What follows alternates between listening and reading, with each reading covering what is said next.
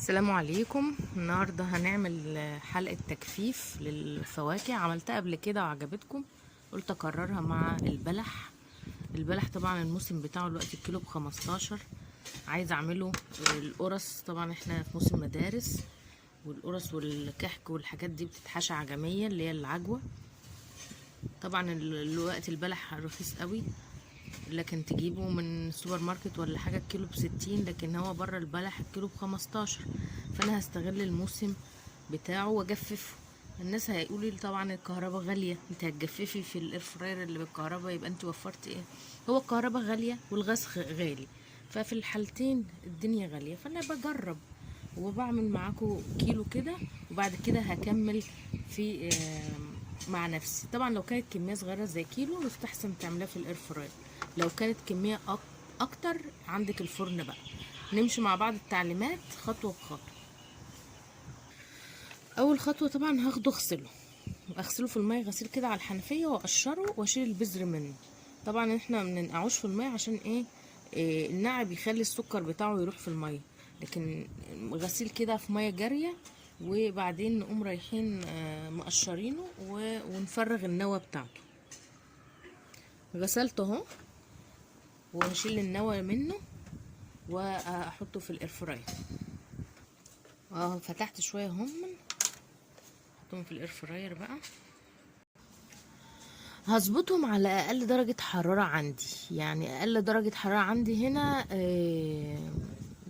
80. لو في اقل طبعا على نص ساعه كده واشوف ايه الدنيا فيها. وكل شويه طبعا اقلب زي ما انا قلت لكم. الاير فراير لازم أن تكون في اليوم ده نظيفه، ما فيهاش اي دهون، عشان ريحة الدهون بقى بتاعت الكفت والحاجات اللي احنا بنعملها فيها ممكن تتأثر بيها البلح ويبقى ريحته مش حلو. فانا كنت غسلها كويس جدا جدا.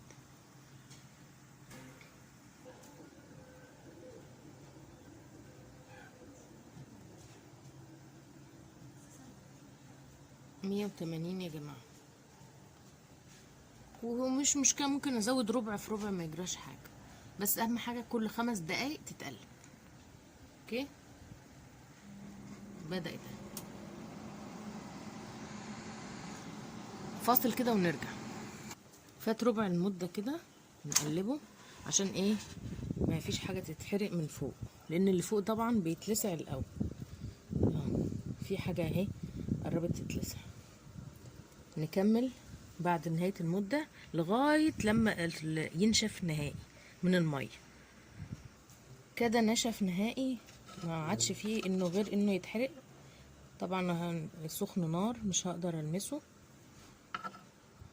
هستنى شوية كده وبعدين انقله للطبق. برد شوية اهو.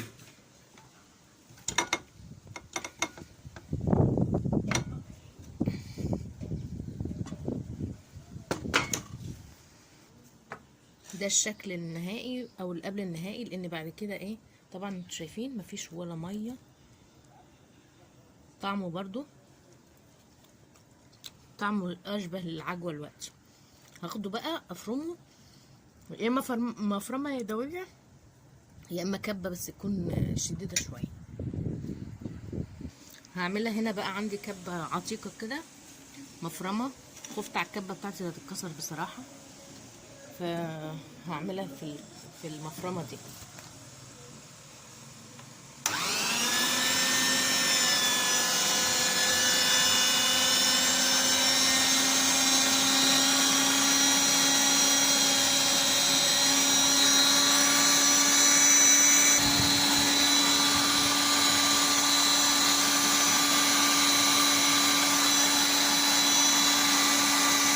نيجي بقى على كيس تلاجة كده، ندهنه دهنة زيت خفيفة،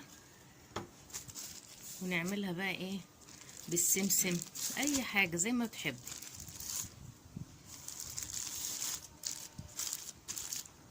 كده قالب جميل اهو، جاهز بقى للاستخدام. تحطيه في الفريزر، حطي فوقه سمسم. انا لو عندي سمسم كنت حطيت عليه سمسم بصراحة. هعمل كذا كيس بالشكل ده زي اللي احنا بنشتريه من السوبر ماركت. يلا سلام. ارجو ان يكون الفيديو عجبكم، ما تنسوناش في اللايك. سلام عليكم.